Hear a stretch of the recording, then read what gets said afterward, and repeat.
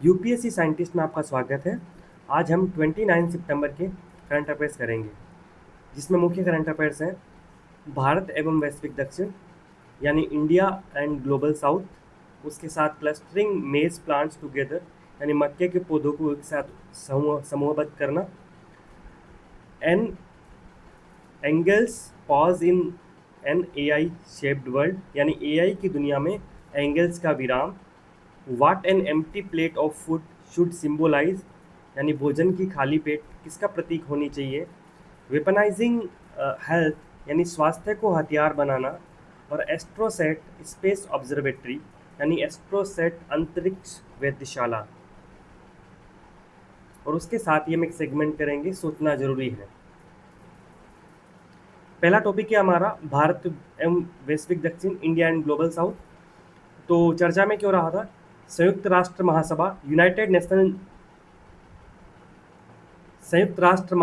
United national general assembly के 80वें high level week में विदेश मंत्री जो एस जयशंकर जी हैं, उन्होंने वैश्विक दक्षिण के साथ रीअलाइनमेंट के संकेत दिए हैं। क्योंकि जो अभी 3-4 दिनों में जो घटनाक्रम हुए हैं न्यूयॉर्क के अंदर, जो ये यूएनजी की बैठक होती है और ये प्रतिवर्ष होती है सितंबर माह में, और ये 80वीं बैठक है। तो इससे ये भी समझ में आता है कि यूनाइटेड नेशन को बने हुए 80 वर्ष पूरे हो चुके हैं।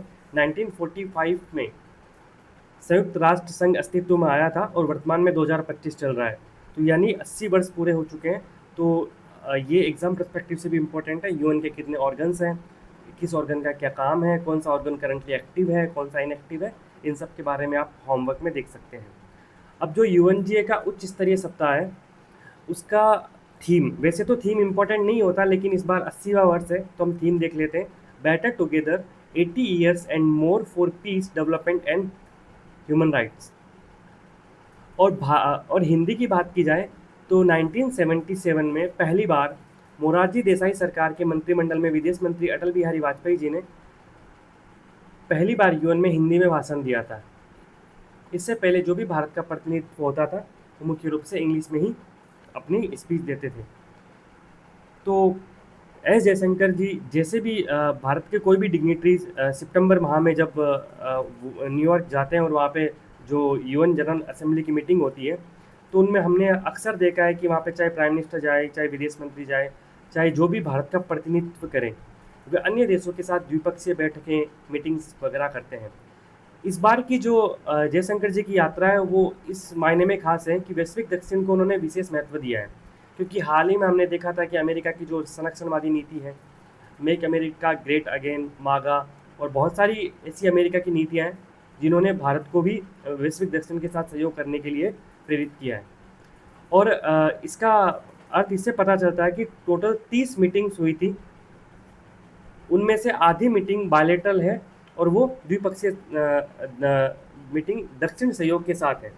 ब्रिक्स देशों के साथ मीटिंग हुई है, Ipsa, India, Brazil, south Africa, इनके साथ इंडिया CELAC दक्षिण अमेरिकी देशों के साथ है, इंडिया SICA मध्य अमेरिकी एकीकरण प्रणाली, फिपिक Pacific Island countries, L69 developing countries from global south, C10 African Union representatives.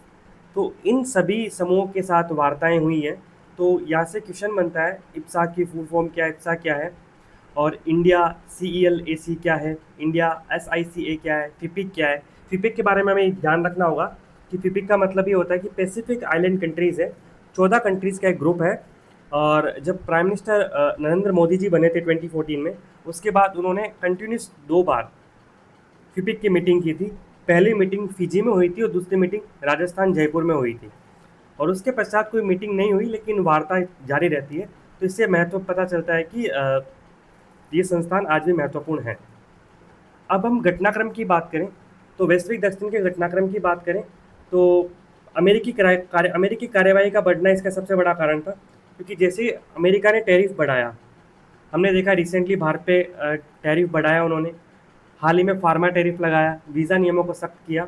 इन सब नीतियों ने भारत को ग्लोबल दक्षिण की तरफ ज़्यादा मूव होने के लिए प्रेरित किया। साथ ही हमने रिसेंटली देखा है कि चाहे बाइडन प्रेसिडेंट बने, चाहे डोनाल्ड ट्रंप भी प्रेसिडेंट थे 2016 के बाद, क्वाड की जो मीटिंग होती थी वो हमेशा होती थी। हाल ही में जब डोनाल्ड ट्रंप ने अपनी ओथ टेकिंग सेरेमनी में जब भारतीय विदेश मंत्री गए थे, तब भी क्वाड के विदेश मंत्रियों की बैठक हुई थी। लेकिन इस बार पहली बार ऐसा हो रहा है कि सितंबर माह में यूएनजे की बैठक हो रही है और सभी देशों के प्रतिनिधि वहाँ पर है, लेकिन क्वाड विदेश मंत्रियों की बैठक नहीं हुई। इसके साथ ही गजा पर भारत की स्थिति में काफ़ी बदलाव देखने को मिला है। ब्रिक्स के विदेश मंत्रियों और इब्सा के त्रिपक्षीय आयोग का जो बयान आया था, उसमें इजरायली हमलों की तीव्र निंदा की गई थी।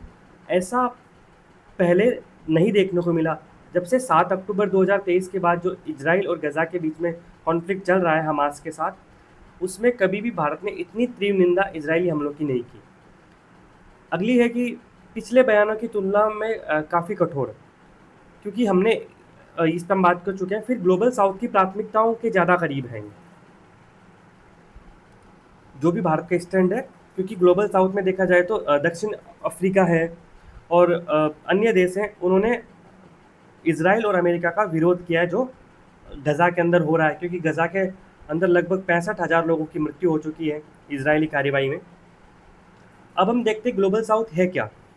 तो विश्व के नक्शे को हम देखते हैं तो एक काल्पनिक रेखा बनाई गई है जिसको ब्रेंट लाइन कहा जाता है, और ये global south and global north को विभाजित करती है। और हम देख सकते हैं इसमें ऊपर के देश नॉर्थ अमेरिका का हिस्सा, यूरोप, एशिया का उत्तरी भाग, ऑस्ट्रेलिया, न्यूजीलैंड ग्लोबल नॉर्थ में आते हैं, और अन्य साउथ अमेरिका इंक्लूडिंग मध्य अमेरिका और Caribbean island, middle east, Africa, Asia का दक्षिणी भाग, ये सभी ग्लोबल साउथ में आते हैं। लेकिन ऑस्ट्रेलिया और न्यूजीलैंड ये दक्षिणी गोलार्ध में होने के बावजूद भी ग्लोबल नॉर्थ में है। सामान्य एक सहमति होती है कि समझने के लिए पर्सपेक्टिव से बोल सकते हैं कि अधिकांश देश जो उत्तरी गोलार्ध में है वो ग्लोबल नॉर्थ और जो दक्षिणी गोलार्ध में है वो ग्लोबल साउथ, लेकिन ऐसा नहीं है। ऑस्ट्रेलिया और न्यूजीलैंड पूर्णतः साउथ यानी दक्षिणी गोलार्ध में है, पर वो ग्लोबल साउथ का हिस्सा नहीं है। अब ग्लोबल साउथ है क्या, अगर परिभाषा के स्तर पर देखा जाए तो एशिया, अफ्रीका और लैटिन अमेरिका। हमें यहाँ पे ध्यान रखना है कि जो लैटिन अमेरिका है, लैटिन अमेरिका के अंदर कौन कौन सा रीजन शामिल होता है। लैटिन अमेरिका के अंदर एक मध्य अमेरिका शामिल होता है, एक दक्षिण अमेरिका शामिल होता है, और इसके साथ इसमें जो कैरेबियन द्वीप समूह हैं वो भी शामिल होते हैं।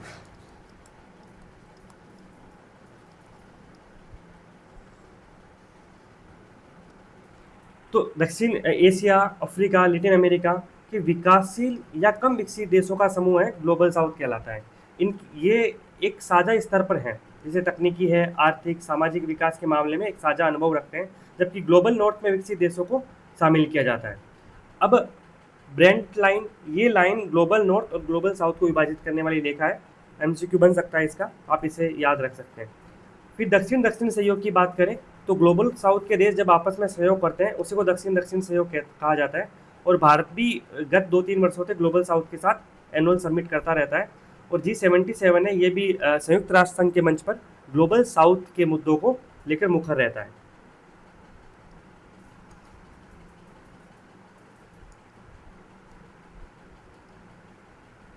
अब हम बात करें ग्लोबल साउथ की विशेषताएं क्या हैं, तो एक तो इनके राष्ट्रों के बीच राजनीतिक, भू राजनीतिक, आर्थिक समानताएं हैं। भौगोलिक स्थिति देखिए तो अधिकांश दक्षिणी गोलार्ध में, ध्यान रखना अधिकांश, ऐसा नहीं है कि संपूर्ण। ऐसा अगर स्टेटमेंट हो कि भूमध्य रेखा के दक्षिण में सभी देश ग्लोबल साउथ का हिस्सा है, तो ऐसा नहीं हो सकता। एक बार एक प्रश्न आया था यूपीएससी में टीपीपी का, ट्रांस पैसिफिक पार्टनरशिप, ये एक प्रशांत महासागर के जो तटीय देश हैं इनको मिलाकर एक मुक्त व्यापार क्षेत्र बनाने का प्रयास किया गया था अमेरिका के द्वारा। तो उस समय एक प्रश्न, एक स्टेटमेंट ये आया था, लाइन लिखी हुई, कि प्रशांत महासागर की जो तट पर जितने देश लगते हैं वो सभी देश इसके हिस्सा हैं। तो ऐसा नहीं है, नॉर्थ कोरिया वगैरह काफ़ी देश उसके पार्ट नहीं थे, लेकिन वो पैसिफिक के साथ कोस्टल बाउंड्री शेयर करते थे। तो यहाँ अधिकांश वर्ड है। फिर आगे बात करते हैं विकास की चुनौतियाँ, गरीबी, भूखमरी, स्वास्थ्य संकट, पर्यावरणीय गिरावट और संघर्ष। ये कॉमन पैटर्न ग्लोबल साउथ के देशों में देखने को मिलता है।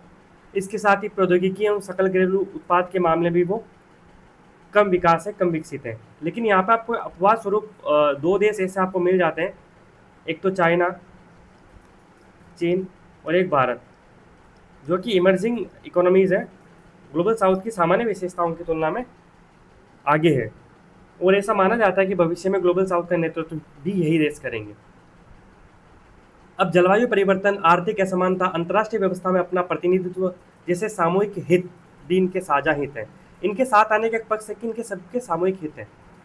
अब हम बात करें कुछ कॉन्सेप्ट की, तो यहाँ पे एक कॉन्सेप्ट है ग्लोबल साउथ, एक कॉन्सेप्ट है तीसरी दुनिया, एक कॉन्सेप्ट है पहली दुनिया, और दूसरा कॉन्सेप्ट है दूसरी दुनिया। तो ये क्या कॉन्सेप्ट है? देखो, 1945 जब सेकेंड वर्ल्ड वॉर ख़त्म होता है, तो उसके बाद विश्व दो धड़ों में बदल जाता है, दो धड़ों में बंट जाता है एक्चुअली।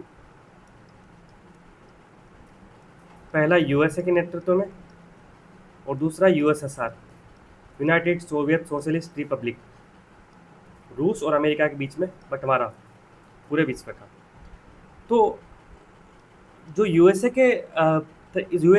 कैपिटलिज्म की बात करता है, लिबरल डेमोक्रेसी की बात करता है, यानी उदारवाद और लोकतांत्रिक, कैपिटलिज्म यानी पूंजीवाद, और लोकतांत्रिक लिबरल डेमोक्रेसी यानी उदार लोकतंत्र की बात करता है। वही यूएसएसआर है, कम्युनिज्म और सोशलिज्म की बात करते हैं, समाजवाद की बात करते हैं। तो यूएसए के नेतृत्व में जो धड़ा बनता है, जो गुट बनता है, उसे फर्स्ट वर्ल्ड कहते हैं। और जो यूएसएसआर के से जो धड़ा बनता है, उसे सेकेंड वर्ल्ड कहते हैं, यानी दूसरी दुनिया। अब क्या होता है, 1945 वो ईयर है, इस समय बहुत सारे देश आज़ाद होते हैं।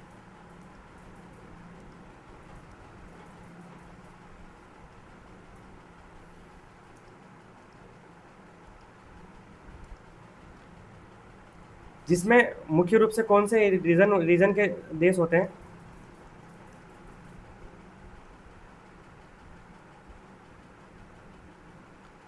जैसे एशिया, अफ्रीका और लैटिन अमेरिका, जो हमने देखा है।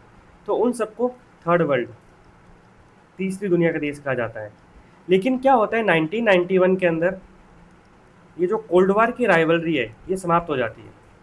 अब ऐसी स्थिति में क्या होता है कि प्रथम विश्व द्वितीय विश्व युद्ध की संकल्पना धराशायी हो जाती है, और विश्व स्तर पर कैपिटलिज्म और लिबरल डेमोक्रेसी, इसको मोटा मोटी स्वीकार कर लिया जाता है, और रूस का विखंडन हो जाता है। तो इस तरह से ये प्रथम, द्वितीय और तृतीय का संकल्पना थोड़ी अधूरी रह जाती है। तो तीसरी दुनिया के देशों के लिए वर्तमान में जो वर्ड यूज़ किया जाता है, वही ग्लोबल साउथ है। लेकिन ये चारों कॉन्सेप्ट हमें पता रहने चाहिए, ये आवश्यक है।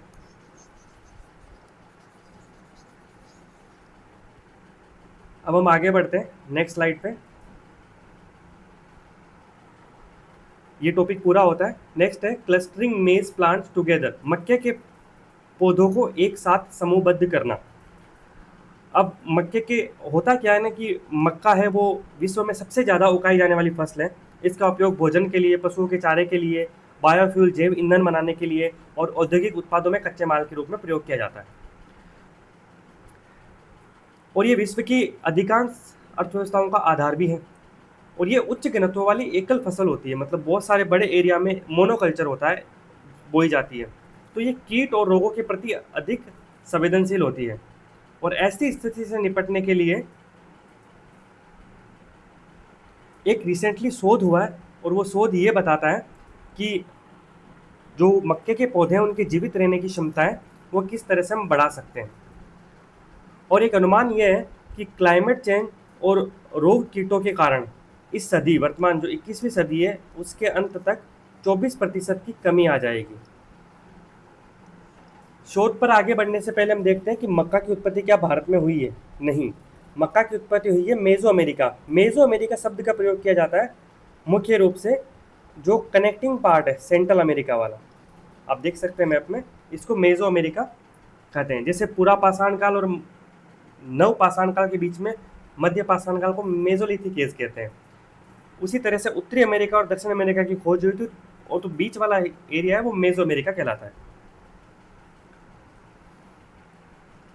अब हम आगे शोध की तरफ बढ़ते हैं।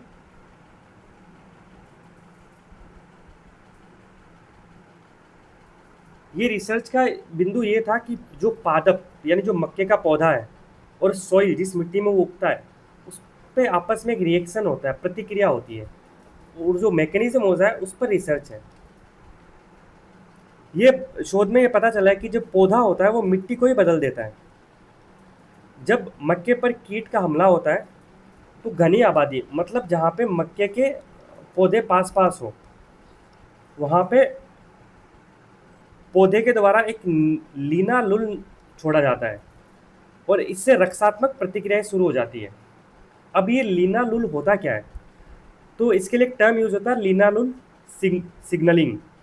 तो लीनालुल बेसिकली प्राकृतिक रासायनिक यौगिक है जो फूल और लकड़ी जैसी सुगंध देता है। जो हमें लकड़ी और फूलों में महक आती है, सुगंध आती है, वो लीनालुल की वजह से ही आती है। ये मक्का और अन्य पौधों में पाया जाता है और ये कीटों के हमले के समय चेतावनी संकेत के रूप में काम करता है।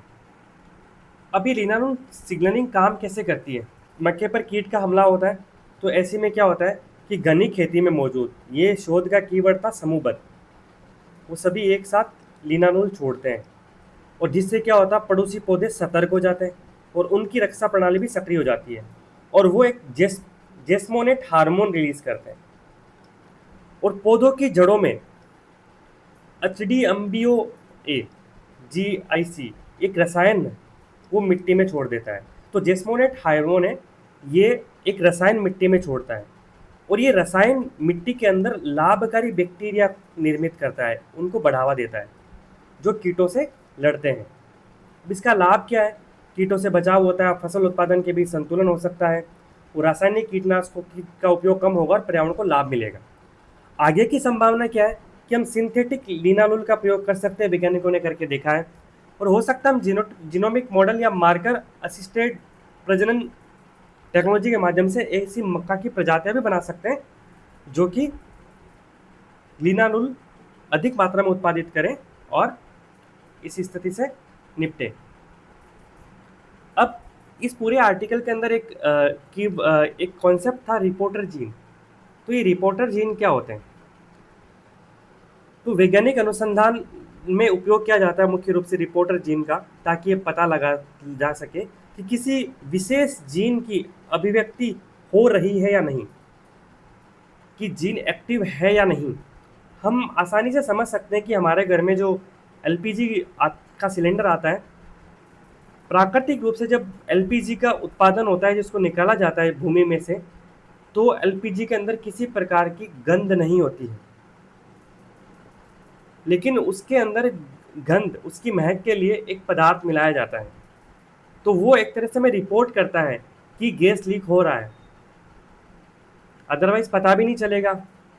उसी तरह से रिपोर्टर जीन भी कुछ ऐसा ही काम करता है। ये चेक करता है कि कोई स्पेसिफिक जीन है, उसका एक्सप्रेशन हो रहा है या नहीं हो रहा है। अगर हो रहा है तो कितनी मात्रा में हो रहा है, कहाँ हो रहा है। एक तरह से ये इंडिकेटर होता है जो किसी भी जैविक प्रक्रिया को देखने में, मापने में मदद करता है और जो मेजरेबल या विजिबल सिग्नल पैदा करता है, या रंग आएगा या चमक आएगी या कोई रासायनिक प्रतिक्रिया होगी। उदाहरण के लिए मक्के के अंदर BX1 और BX6 जीन है, उनके साथ जोड़कर देखा गया था इस रिसर्च के अंदर। अब हम रिपोर्टर जीन के एग्जाम्पल देखें, not much for exam point of view important, but फिर भी हम देख सकते हैं कि कौन कौन से होते हैं। जैसे कि एक है GFP, ग्रीन फ्लोरोसेंट प्रोटीन।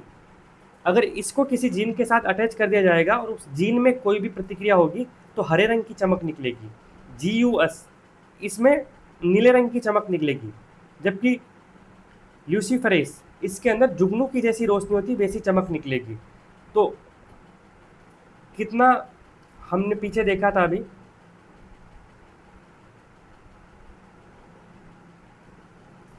कि लीनालुल कितना निकल रहा है, कितना नहीं निकल रहा है, ये सब रिपोर्टर जीन के माध्यम से देखा गया था। इसका लाभ क्या होगा? इसका लाभ यही होगा कि जीन अनुसंधान आसान होगा और अधिक प्रभावी होगा। अब आगे बढ़ते हैं।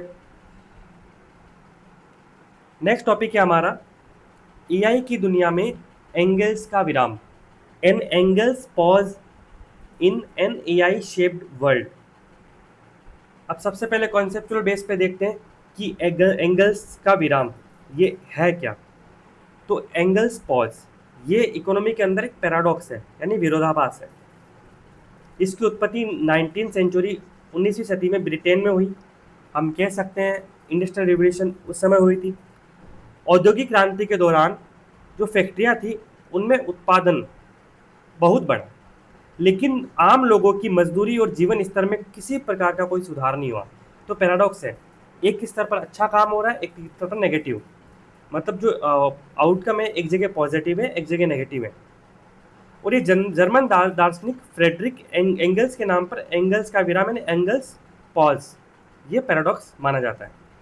अभी हाल ही में नोबेल पुरस्कार विजेता और एआई के विशेषज्ञ हैं जॉफ्री हिल्टन। इन्होंने कहा था कि एआई से कुछ लोगों को तो बहुत अमीर बनाएगा, लेकिन बाकी लोगों को गरीब बनाएगा। अब क्या एआई के युग में भी ऐसा ठहराव हो रहा है? हाँ, जहाँ उत्पादकता बढ़ रही है लेकिन आम लोगों को लाभ नहीं मिल रहा है।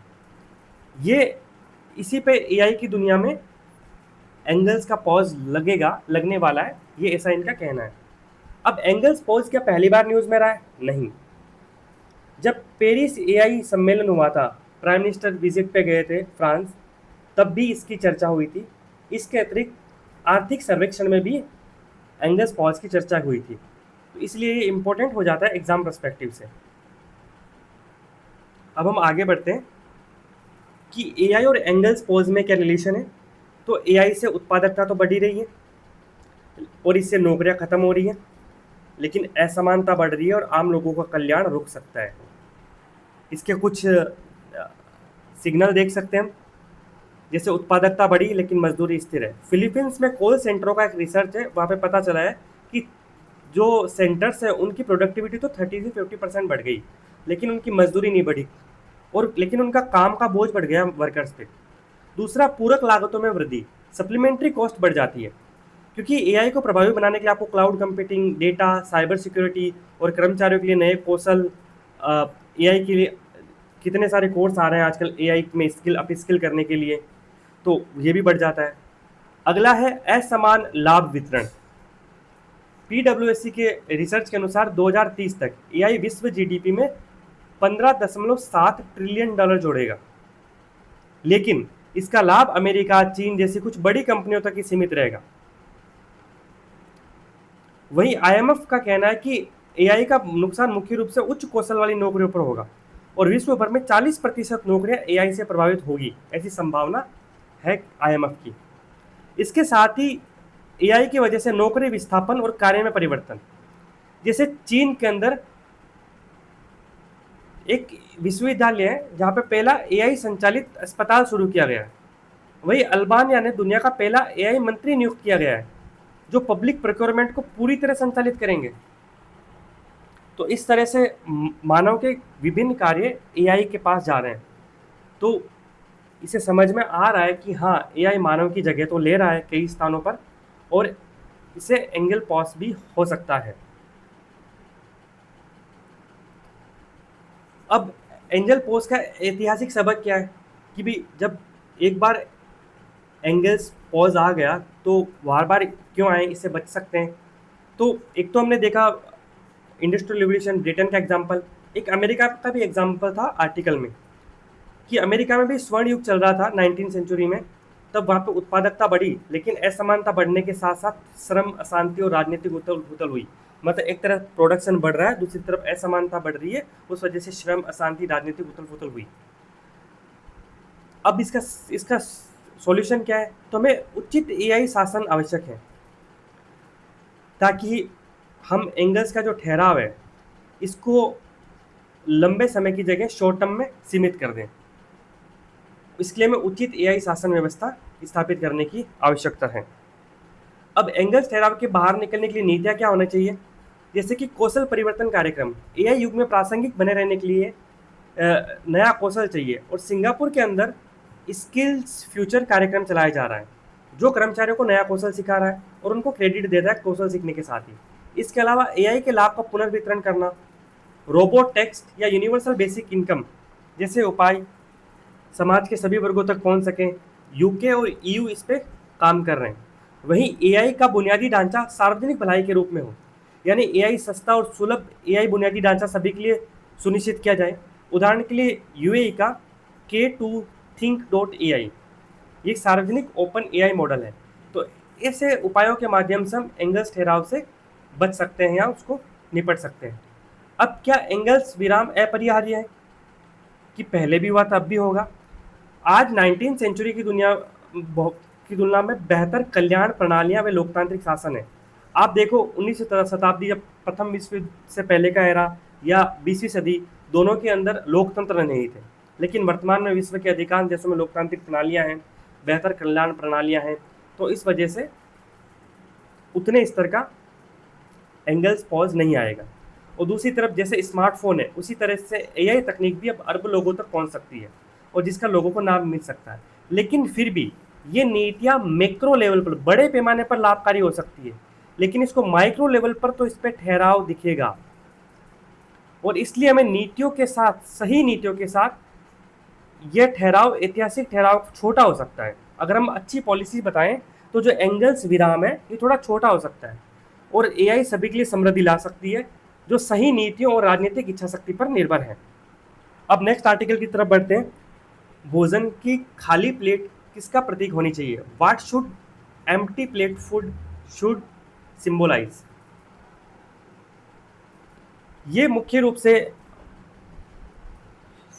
फाओ, फूड एंड एग्रीकल्चर ऑर्गेनाइजेशन में जो भारत का प्रतिनिधित्व कर रहे हैं, उन्होंने आर्टिकल लिखा है। तो मुख्य रूप से फूड लॉस एंड वेस्ट पर है। मतलब कि खाद्यान्न है उसका नष्ट होना या बर्बाद होना। मुख्य रूप से खाद्यान्न का नष्ट होना या बर्बाद होना यहाँ पे कीवर्ड है, फूड लॉस एंड वेस्ट। तो 29 सितंबर यानी आज का दिन international day of awareness of food and loss and waste पे मनाया जाता है। International day of awareness of food loss and waste मनाया जाता है।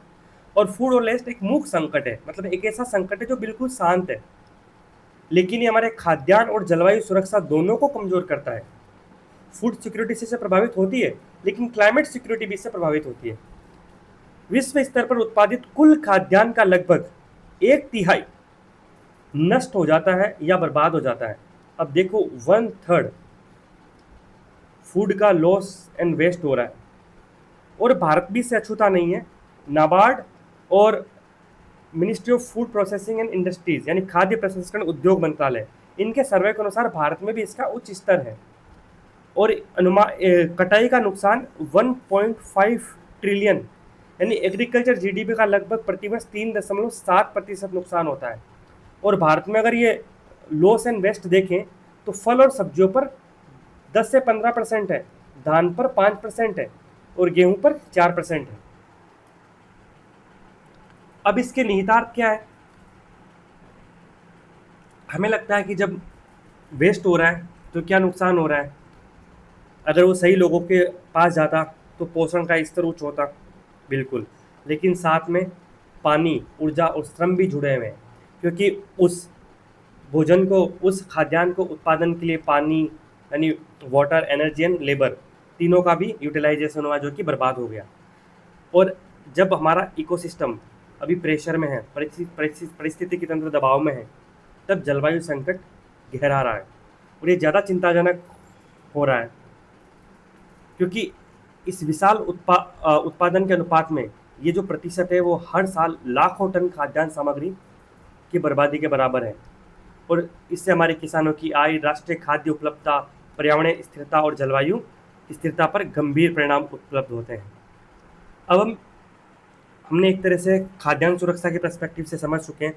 क्लाइमेट सिक्योरिटी से कैसे प्रभावित होती है वो देखते हैं कि धान की जो हानि हो रही है ना 4%, 5%, उससे प्रतिवर्ष 10 मिलियन टन के बराबर CO2 के बराबर उत्सर्जन हो रहा है, क्योंकि धान के जो खेत होते हैं ओपन पैडी फील्ड्स होते हैं और वहाँ पे वो एक तरह से आर्द्र भूमि की तरह पानी भरा हुआ रहता है उनमें, तो उनसे मीथेन का उत्सर्जन होता है और 10 मिलियन टन CO2 के बराबर।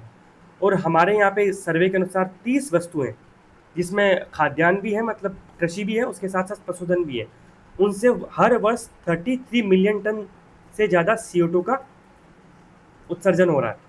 ये अपने आप में चिंताजनक बात है। कि टोटल CO2 एमिशन में कितना बड़ा योगदान है। अगर हम जो हमारा फूड का वेस्ट हो रहा है, लॉस्ट हो रहा है, इसको कम करें तो हमारी क्लाइमेट सिक्योरिटी की तरफ हम बढ़ पाएंगे। अब समाधान क्या है? समाधान है कि हमें बहुआयामी दृष्टिकोण की आवश्यकता है इसके लिए। कैसे? कि प्रौद्योगिकी, साझेदार, निजी क्षेत्र की प्रतिबद्धता और चक्रीय अर्थव्यवस्था, हमें इन सभी पर्सपेक्टिव में इस पे काम करना पड़ेगा। और भारत में मुख्य कारण क्या है? बुनियादी ढांचा काफ़ी कमज़ोर है। प्री कूलिंग से लेकर रेफ्रिजरेटेड परिवहन तक, मतलब हमारे यहाँ पे जैसे कि टमाटर का उत्पादन हुआ किसी खेत में, तो उसको वहाँ पे किसी कोल्ड स्टोरेज में ले जाना, फिर कोल्ड स्टोरेज से बड़े शहर में ले जा रहे हैं तो जो वाहन है वो भी रेफ्रिजरेटेड हो, ये सारी फैसिलिटीज़ होनी चाहिए। लेकिन इन फैसिलिटीज़ में हम पिछड़े हुए हैं, ये भी एक बहुत बड़ा कारण है लॉस एंड डैमेज का। इसके अलावा हम सोलर स्टोरेज, कम लागत वाले कूलिंग चैम्बर बना सकते हैं। इसके अलावा IoT सेंसर और AI का प्रयोग करके जो डिजिटल उपकरण स्थापित कर सकते हैं, जो हमारी भंडारण, वितरण और परिवहन में सुधार करेंगे और एक फ्लेक्सिबल बुनियादी ढांचा बनाएंगे। हम उसमें निवेश कर सकते हैं। साथ ही FAO का फूड लॉस ऐप है, उसका उपयोग कर सकते हैं। अभी विश्व के 30 से अधिक देश इसका प्रयोग कर रहे हैं। इसके अतिरिक्त जो एक्स्ट्रा भोजन बच जाता है उसको खाद्य बैंकों या सामुदायिक रसोई में भेजना चाहिए। जैसे कहीं पे शादी वगैरह होती है तो एक्स्ट्रा भोजन बच जाता है, तो उसको फेंकने के बजाय आप जो कम्युनिटी किचन्स हैं वहाँ पे भेज दो, या फूड बैंक स्थापित किए जा सकते हैं वहाँ पे भेज दो, ताकि वो वेस्ट नहीं है। इसके अतिरिक्त अगर फूड वेस्ट है, अपशिष्ट है, तो आप उसको खाद, चारे या जैव ऊर्जा में भी यूज़ कर सकते हो। इसलिए एक साइकिल प्रोसेस हो जाएगी। इससे चक्रीय समाधानों को समर्थन मिलेगा, और चक्रीय समाधानों के समर्थन के लिए सरकार की तरफ सब्सिडी, ऋण गारंटी, कम ब्याज दर वाले ऋण उपलब्ध करवाना, ये सारे प्रयास भी किए जा सकते हैं। साथ ही भोजन बचाने का अर्थ है, ये कंक्लूजन में यूज किया जा सकता है कि भोजन बचाने का अर्थ है जलवायु को बचाना, संसाधनों का संरक्षण करना और आजीविका की रक्षा करना। खाली प्लेट को आनंद पूर्वक खाए गए भोजन का प्रतीक होना चाहिए, न कि संसाधनों की बर्बादी का। यानी जो खाली प्लेट को आनंद पूर्वक खाए गए भोजन का प्रतीक होना चाहिए, ना कि संसाधनों की बर्बादी का। इसी के साथ अब हम आगे बढ़ते हैं। वेपनाइजिंग हेल्थ, स्वास्थ्य को हथियार बनाना। यह न्यूज मुख्य रूप से फोकस है, हाल ही में डोनाल्ड ट्रंप ने कुछ टैरिफ लगाए हैं उसके रिलेटेड, कि वेपनाइजिंग हेल्थ, स्वास्थ्य को हथियार बनाना। ट्रंप ने 100% फार्मेसी टैरिफ लगाया है। अमेरिका में जो भी दवाएं आयात हो रही है उन पे 100% टैरिफ लगाया है, इसलिए इसको फार्मेसी टैरिफ की संज्ञा दी है। ब्रांडेड और पेटेंट दवाओं के आयात पर 100% शुल्क लगाने की घोषणा की गई है, जिनमें जेनरिक और बायोसिमिलर दवाएं शामिल नहीं हैं। ये हमारे लिए थोड़ी राहत की बात है, क्योंकि ब्रांडेड और पेटेंट दवाएं तो फिर भी मैनेज हो जाएगी, क्योंकि वो मुख्य रूप से जितनी भी दवाएं हैं वो USA के अंदर 3/4 तो जापान और EU से आती है, और उन पे टैरिफ भी कम लगाया है। लेकिन वर्तमान में जेनेरिक और बायोसिमिलर दवाएं इसमें शामिल नहीं है।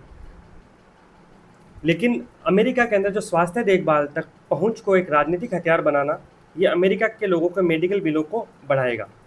और जहां पर प्रिस्क्रिप्शन दवाएं घरेलू चिकित्सा के खर्च का लगभग 10% हिस्सा रखती है। प्रिस्क्रिप्शन दवाएं वो दवाएं होती है जो डॉक्टर की पर्ची के बाद मिलती है। तो अमेरिका के अंदर जो चिकित्सा खर्च है लगभग 10% है उनके डोमेस्टिक मेडिकल एक्सपेंडिचर का, तो ये काफ़ी उन पर असर पड़ेगा। साथ ही स्वास्थ्य बीमा क्षेत्र पर भी इसका असर पड़ेगा, क्योंकि जो कंपनियां हैं वो विशेष रूप से पेटेंट दवाओं की जो कीमत बढ़ रही है उसके अनुसार वो जो चार्जेज है वो भी पॉलिसी धारकों पर ही थोपेगी। तो अल्टीमेटली इसका नुकसान आम लोगों को उठाना पड़ सकता है। अब भारत के लिए वर्तमान में तो राहत की बात है कि जेनरिक और बायोसिमिलर दवाएं इसमें शामिल नहीं है। लेकिन फार्मेसी टैरिफ का भारत पर क्या प्रभाव पड़ेगा? भारत का जो व्यापक जेनरिक उद्योग फिलहाल सुरक्षित है। अमेरिका में 90% प्रिस्क्रिप्शन जेनरिक है, लेकिन इसका खर्च में हिस्सा सिर्फ 13% है। अगर जेनरिक और बायोसिमिलर तक भी हो गया तो भारत एक झटका होगा, फिलहाल नहीं है। और ये अनिश्चित बात है कि जो API, एक्टिव फार्मास्यूटिकल इंग्रेडिएंट्स, इसमें आएंगे या नहीं आएंगे। आगे की राह क्या है कि अब भारत जैसे देशों के लिए ऐसी अनिश्चितता से बचने के लिए अपने निर्यात बाजारों में विविधता लानी चाहिए और वैकल्पिक व्यापार सहयोग को बढ़ावा देना चाहिए। तो ये तो एडिटोरियल के पर्सपेक्टिव से बात हो गई। अब हम आगे बढ़ते हैं कॉन्सेप्ट के पर्सपेक्टिव से कि जो प्रीलिम्स एग्जामिनेशन के हिसाब से इम्पोर्टेंट है कि जेनरिक, एपीआई, बायोसिमिलर ये क्या होते हैं और इनमें क्या फ़र्क है। तो जेनरिक कोई भी ब्रांडेड दवा जिसका पेटेंट खत्म हो जाता है उसके बाद कोई भी दूसरी कंपनी उसको बना सकती है और उसे सस्ते में बनाती है, और उनकी जो इफेक्टिवनेस होती है वो सुरक्षित और प्रभावी उतनी होती है जैसी पेटेंटेड। एग्जाम्पल जो क्रोसिन है वो ब्रांडेड दवाई है, लेकिन इसका जेनरिक वर्जन हमें मार्केट में मिलता है तो पैरासीटामोल 500 mg के रूप में मिलता है। तो ये जेनरिक दवाइयाँ वो होती है जो पेटेंट अवधि के बाद पश्चात बनाई जाती है। दूसरा है एपीआई, एक्टिव फार्मास्यूटिकल इंग्रेडिएंट्स। ये क्या होता है? ये किसी भी जो मेडिसिन दवा होती है उसका मुख्य हिस्सा होता है जो बीमारी को ठीक करने में या उसके लक्षणों को कम करने में का काम करता है। जैसे क्रोसिन है तो क्रोसिन में पैरासीटामोल है, वो एपीआई है, और ये एपीआई ही क्या करता है? राहत प्रदान करता है बुखार से। अब कई बार क्या होता है, एपीआई को साल्ट समझा जाता है लेकिन इनमें आंशिक अंतर है। जैसे पैरासीटामोल है तो वो एपीआई भी है और साल्ट भी है, क्योंकि समटाइम्स हम डॉक्टर के मेडिकल स्टोर पे दवाई लेने जाते हैं तो वो बोलते हैं कि दूसरी कंपनी की है बट साल्ट सेम है। अगर पैरासीटामोल ले रहे हैं तो साल्ट सेम है, लेकिन वही अगर डाइक्लो है तो डाइक्लो है वो क्या है? डाइक्लो एपीआई है, लेकिन डाइक्लो के साथ सोडियम जुड़ जाता है, डाइक्लो सोडियम, तो फिर सोडियम है वो साल्ट है। तो इनमें एक फ़र्क भी देखने को मिलता है। अब बात करते हैं बायोसिमिलर दवाइयाँ। तो बायोसिमिलर से आगे बढ़ने से पहले हम ये देख लेते हैं कि जेनरिक दवाइयाँ हैं वो रासायनिक दवाएँ केमिकल ड्रग है, लेकिन जो बायोसिमिलर दवाएँ होती है वो बायोलॉजिकल ड्रग्स होती हैं। ये क्या होती है? जो बायोलॉजिकल दवाएँ होती हैं उनकी नकल होती है और ये काफ़ी जटिल तरीके से बनती है, और इसमें लिविंग सेल्स, जीवित कोशिकाएं होती है, जैसे इंसुलिन या कैंसर की दवाएं। ये जेनरिक दवाएं की तरह नहीं होती, जटिल होने के कारण इसकी कॉपी करना थोड़ा मुश्किल होता है। जैसे इंसुलिन का इंजेक्शन लगता है डेली डायबिटिक पेशेंट्स को, तो वो बायोसिमिलर दवा की कैटेगरी में आएगा। अब उदाहरण है कि अगर कोई ब्रांडेड दवा जैविक दवा है, जैसे ह्यूमिरा, ये कैंसर और गठिया के लिए है एग्जाम्पल फॉर, तो उसी का बायोसिमिलर वैसा ही होगा लेकिन सस्ता होगा। तो एक तरह से जेनरिक और बायोसिमिलर दवाएं चीपर होती है पेटेंटेड दवाओं की तुलना में, और एपीआई का प्रयोग जेनरिक दवा में होता है, ये ध्यान रखना है। और भारत मुख्य रूप से एपीआई के लिए चाइना से आयात करता है, उस पर निर्भर है, और विश्व में एपीआई के उत्पादक चाइना और भारत ही हैं। अब हम आगे बढ़ते हैं नेक्स्ट आर्टिकल की तरफ। AstroSat, India's first space observatory. AstroSat Bharat की पहली अंतरिक्ष वेधशाला है। अब सुर्खियों में क्यों रही? वैसे तो एस्ट्रोसेट को 10 साल हो गए अंतरिक्ष में प्रक्षेपित किए हो गए, एक तरह से कि वेधशाला एक तरह की दूरबीन मान लेते हैं हम। ये भारत की पहली मल्टी वेवलेंथ एस्ट्रोनॉमी ऑब्जर्वेटरी थी। हुआ क्या था कि इसरो ने ट्वीट किया था कि 28 सितंबर 2015 को इसको भेजा गया था PSLV C39 के माध्यम से, एक्स्ट्रा लार्ज इंजन लगा के। 1513 kg के पेलोड से इसमें, टोटल इसमें 5 पेलोड हैं, और इसको 650 किलोमीटर की ऊंचाई पर लो अर्थ ऑर्बिट में भेजा गया। इसका लाइफ था 5 साल, हो गए 10 साल, तो 10 साल पूरे होने के उपलक्ष्य में इसरो ने ट्वीट किया। अब इम्पोर्टेंट क्यों है? इम्पोर्टेंट इसलिए कि भारत की फर्स्ट स्पेस ऑब्जर्वेटरी है मल्टी वेवलेंथ, और ये इसका 2016 के प्रीलिम्स में क्वेश्चन पूछा गया था। और एक आयनस अस्त्रधारणी है। ये 2 प्रश्न थे 2016 के प्रीलिम्स में। एक तो आयनस अस्त्रधारणी, ये इंडिया का पहला स्वदेशी टॉर्पीडो था, और वहीं जो एस्ट्रोसेट है वो पहली वेधशाला थी, तो दोनों से प्रश्न पूछा गया। तो इस तरह के जो स्वदेशी पहले इनिशिएटिव होते हैं वो हमेशा एग्जाम पर्सपेक्टिव से इंपॉर्टेंट होते हैं। तो PSLV C30 एक्स्ट्रा लार्ज से भेजा गया था, और ये 650 के ऑर्बिट पे था। खोज क्या है? इसने ब्लैक होल्स की खोज की, कई न्यूट्रॉन स्टार्स की खोज की, और सबसे निकटतम स्टार है प्रोक्सिमा सेंचुरी, उसके बारे में भी कुछ हमें जानकारी प्रदान की। उसके साथ ही 9 बिलियन प्रकाश वर्ष दूर गैलेक्सीज, उनसे पहली बार FAU फोटोन्स का पता लगाया। अब आगे बढ़ते हैं। अब एस्ट्रोसेट से जुड़ा प्रश्न देखेंगे जो 2016 के प्रीलिम्स में आया था। आप इसको अटेम्प्ट कीजिए और कमेंट में आंसर देख सकते हैं, कमेंट में इसका उत्तर डाल दिया जाएगा। और सोचना ज़रूरी है। इसमें हम कुछ ऐसी न्यूज़ कवर अप करेंगे जिनमें जो रैंडमली बार बार होती रहती है, या फिर वो उनमें एक दो दिन में मेंस या प्रीलिम्स पर्सपेक्टिव से कुछ आर्टिकल वगैरह या बड़ा डेवलपमेंट होने की बातचीत है। जैसे तमिलनाडु के अंदर जो करूर के अंदर जो भगदड़ हुई थी, उस भगदड़ में मरने वालों की संख्या है वो 40 हो गई है। और हाल ही में गत 2 सालों में देखें तो भगदड़ की घटनाएं काफ़ी बढ़ रही है। इस पे फ्यूचर में हम अच्छे से डिस्कस करेंगे। उसके साथ ही आप इस पे विचार कर सकते हैं, आज एक एडिटोरियल भी है, इस पे आप पढ़ सकते हैं। दूसरा नक्सलवाद। नक्सलवाद के बारे में गृह मंत्री ने बोला है, केंद्रीय गृह मंत्री अमित शाह जी ने, कि अगर सीज फायर नहीं होता हथियार छोड़ने होंगे, क्योंकि नक्सलियों ने डिमांड की थी कि सीज फायर कर दिया जाए, लेकिन भारत सरकार ने मना कर दिया है। वही छत्तीसगढ़ के चीफ मिनिस्टर है, वो बोल रहे हैं कि नक्सलियों से वार्ता के लिए तैयार है, लेकिन उनको सरेंडर करना होगा पहले और बातचीत की मेज पे आना होगा। यानी अगर हथियार छोड़ते हैं नक्सली तो उनको सरेंडर करना होगा। और वैसे भी हमारे टारगेट है कि 31 मार्च 31 मार्च 2026 तक नक्सलवाद को पूर्णतः समाप्त करना। और इसके लिए अलग अलग कार्यक्रम प्रोग्राम चलाए जा रहे हैं सिक्योरिटी फोर्सेस के द्वारा।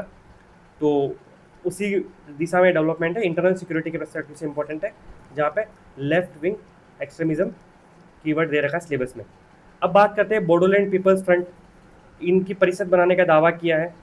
और यह इंटरेस्टिंग बात है कि छठी अनुसूची काफ़ी न्यूज़ में रह रही है। और आपको पता ही होगा छठी अनुसूची में असम, मेघालय, त्रिपुरा और मिजोरम 4 राज्य सम्मिलित हैं। और असम के अंदर जो बोडोलैंड क्षेत्र है वहाँ पे छठी अनुसूची से संबंधित है। तो आप इस पर सर्च करें, क्योंकि अभी जो इस परिषद में चुनाव हुआ था और चुनाव जिन्होंने जीता है उन्होंने परिषद का गठन करने के लिए गवर्नर के पास आए थे और उन्होंने बोला था कि ऐसी आप प्रोसेस को आगे बढ़ाएं। इसके अलावा मोतोक, तो असम के अंदर एक ट्राइब है और इन्होंने बड़े स्तर पर लार्ज लेवल पर प्रोटेस्ट किया था कि इनको शेड्यूल्ड ट्राइब का दर्जा दिया जाए, एसटी में शामिल किया जाए। और ऐसा है कि पिछले 10 सालों से कुछ असम के अंदर मोरान, मोतोक, चूटिया, ताई, अहोम, कोच, राजाबोंसी और टी भी एक जनजाति है। इन सब ने शेड्यूल्ड ट्राइब के दर्जे की मांग की है। अभी तक इनकी मांग को पूरा नहीं किया गया है।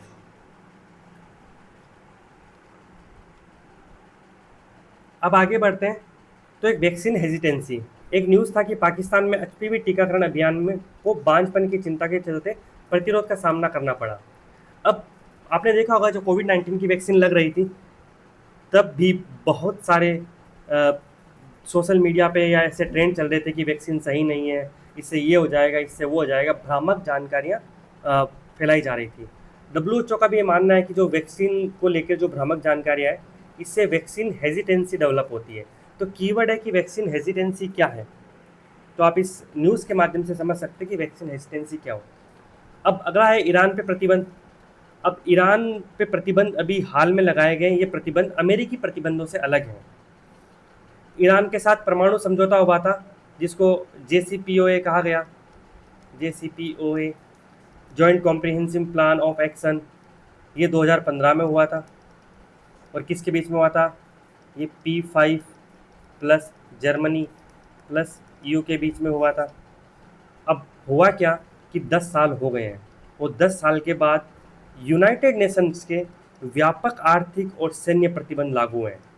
और जब ये JCPOA हुआ था उसमें एक स्नैप बैक मैकेनिज्म, ये बहुत अच्छा कीवर्ड है पीटी पर्सपेक्टिव से कि स्नैप बैक मैकेनिज्म क्या है। इस पर हम विस्तार से चर्चा करेंगे कि ये डेवलपमेंट कल का ही है, तो इस पर डेफिनेटली एडिटोरियल्स वगैरह आएंगे। तो 1-2 दिन में हम इस पर विस्तार से चर्चा करेंगे ईरान पे बेंच पे। यहाँ पे कीवर्ड और था EU और USA, इनसे वार्ता विफल हुई और विफल होने के बाद ये स्नैपबैक मैकेनिज्म लागू हो गया। तो E3 क्या है, ये आपका होमवर्क है कि E3 में किसको शामिल किया जाए। E3 में देश आते हैं, ये 3 देश हैं और ये यूरोपीय देश हैं। अब इतनी हिंट मैंने आपको दे दिया है, आप सर्च करें, वरना कल के एडिटोरियल में हम इस पर जो विस्तार से बात करेंगे तो E3 के बारे में चर्चा करेंगे। अब बात करते हैं रूस यूक्रेन। अब रूस यूक्रेन बाल्टिक क्षेत्र में ड्रोन देखे जाने के बाद क्या हुआ कि नेटो ने अपनी उपस्थिति बढ़ाई है। आपको पता होगा रूस और यूक्रेन की युद्ध चल रहा है लंबे समय से, तो अभी हाल ही में रूस के ड्रोन्स हैं उनकी उपस्थिति बाल्टिक क्षेत्र में भी देखी गई है। तो मैप में एक तो बाल्टिक सागर देखना है, बाल्टिक सी के सराउंडिंग कौन कौन से कंट्रीज़ है और बाल्टिक देश कौन कौन से हैं। आपको यहाँ पे ध्यान रखना है कि बाल्टिक सागर इसके चारों ओर देश है, वो तो ज्योग्राफिकल पार्ट है, भूगोल का हिस्सा है। तो वहाँ पे तो हम मैप में देखेंगे जो जो बाल्टिक सागर के चारों ओर देश हैं वो उसकी बाउंड्री में आ जाएंगे। लेकिन बाल्टिक देश, इसके अंदर 3 देश शामिल होते हैं, एस्टोनिया, लातविया और लिथुआनिया। अगला है कि भारत अमेरिका संबंध दिल्ली मॉस्को संबंधों के लिए मापदंड नहीं है, ऐसा कहना है रूस के विदेश मंत्री का।